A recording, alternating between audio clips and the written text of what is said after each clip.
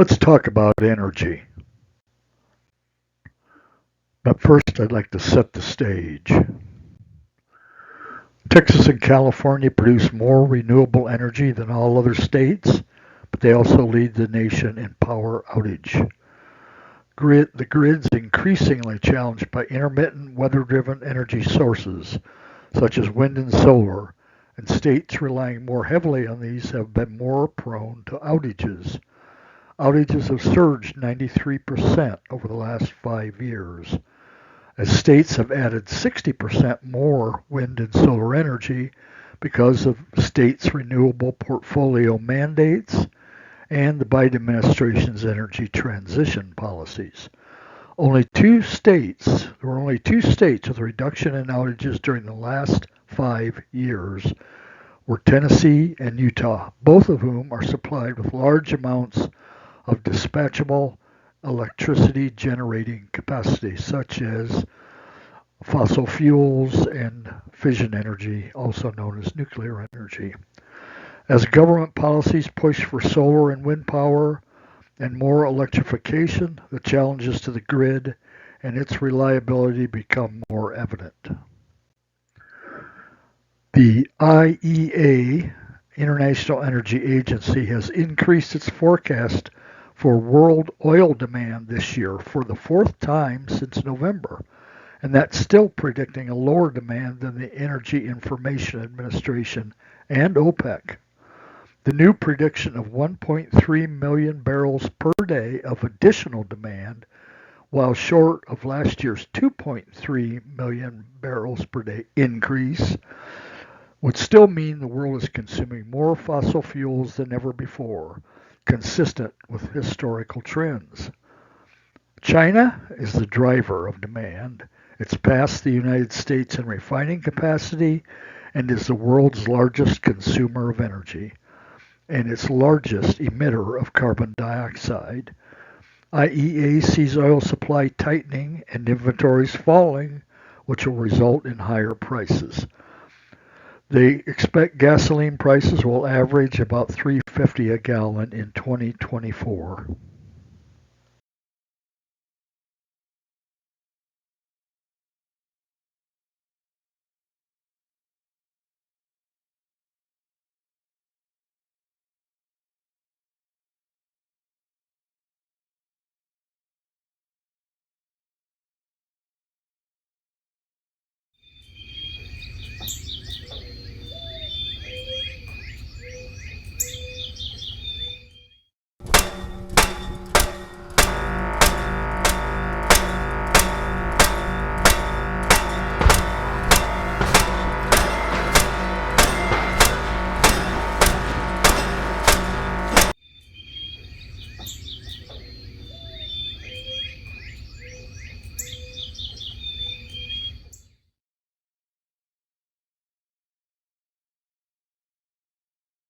Jackson County, Kansas. Which future do you want for Jackson County?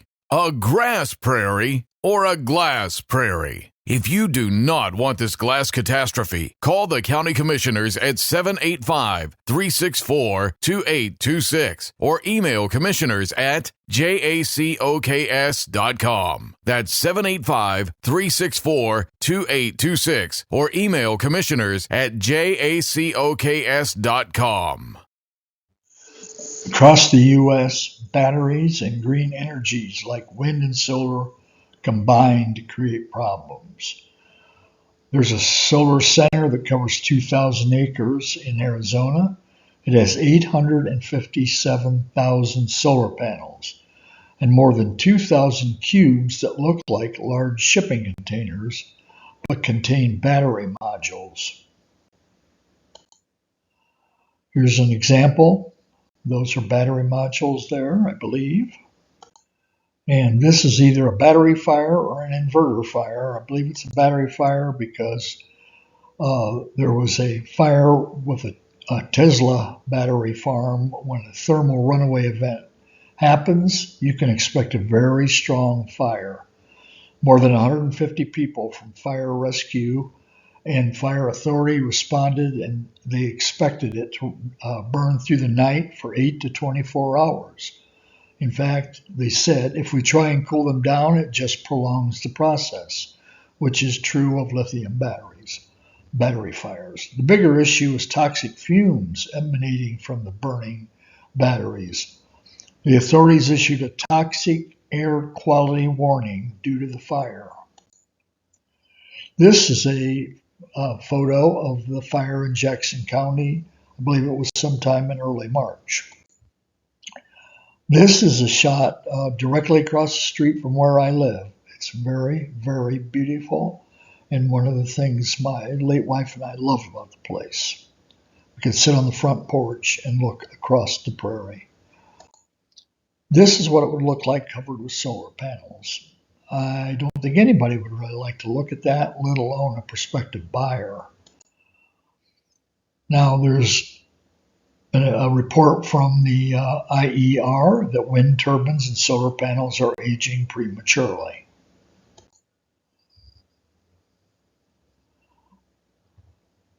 The claimed 25-year lifespan has in reality been just 7 to 10 years before having to be replaced along with their enormous blades. This has significantly increased the operating costs of the wind farms and created a huge waste disposal problem. There's massive graveyards that popped up, such as two gigantic ones on the outskirts of Sweetwater, Texas. It's been made worse by the government providing tax subsidy again to wind turbines that have repowered, replacing their blades. Energy being sold as green is proving to require more green money from consumers and taxpayers. Despite being designed for 20 to 25 years, inverters are only lasting on average 15 years. Then repairs of many inverters are anticipated over the next 10 years because of that.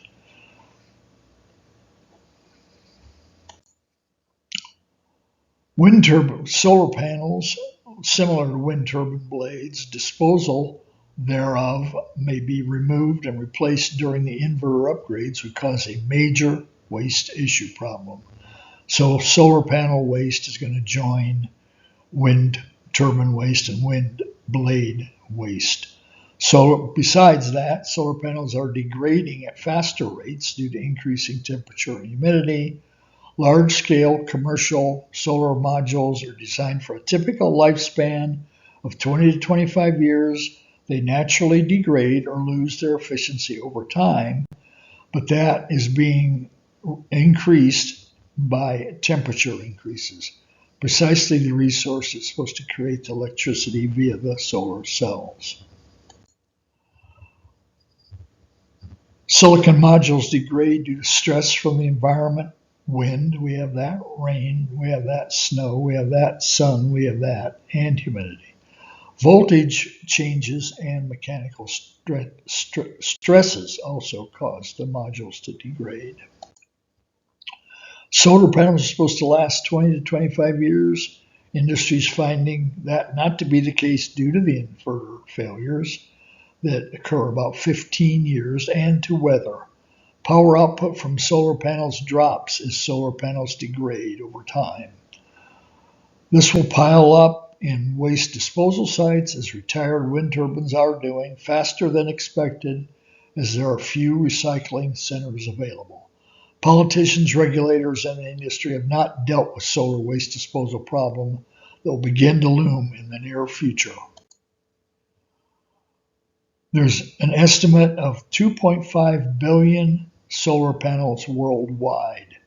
Many of the panels end up in waste disposal sites as the infrastructure to scrap and recycle them is lacking. The International Renewable Energy Agency's official projections claim that large amounts of annual waste are anticipated by the early 2030s and could total 78 million metric tons by 2050, based mostly on a 30-year life cycle. So if those 30-year life cycles prove to be half of that, then the waste will pile up even earlier. This is about the Institute for Energy Research. And Here's their mission and so on.